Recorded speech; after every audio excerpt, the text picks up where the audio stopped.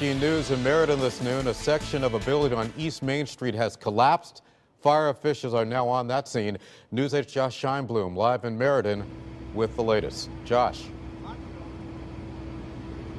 Keith, we're here now right outside of that building. We're told by fire officials that partial building collapse happened around 9 o'clock this morning. But if you look here behind me, you can see it is still very much an active scene. Now, at least on this vantage point where they evacuated those who live inside this apartment complex, you can't really get a good look as to what the damage is. But if you take a look at this video here, this is the opposite side of that building. You can see what we're talking about here. An entire wall, rear section completely fell down, they say, early this morning, and they have been in the process of evacuating people, finding them somewhere to go where they can stay ever since. Now, for the most part, they have cordoned off at least half of East Market Street here, right at the intersection of St. Casimir Drive. They're not letting anybody in. They have the area roped off, and they say that right now it really is a safety issue. And during the morning, there were still some very tense moments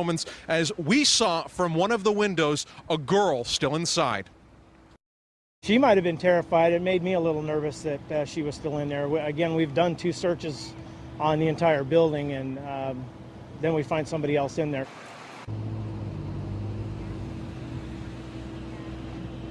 Now, the good news, if there is any from this, is some neighbors have been able to go back in, although briefly, we're told by some neighbors, just 5-minute periods of time to gather what they can. We've also talked with a number of folks who say they're still concerned because their pets are still inside that building. Stay with us here on News 8 for more on this story as we continue to follow this developing situation. For now, we're live in Meriden. Josh Scheinblum, News 8.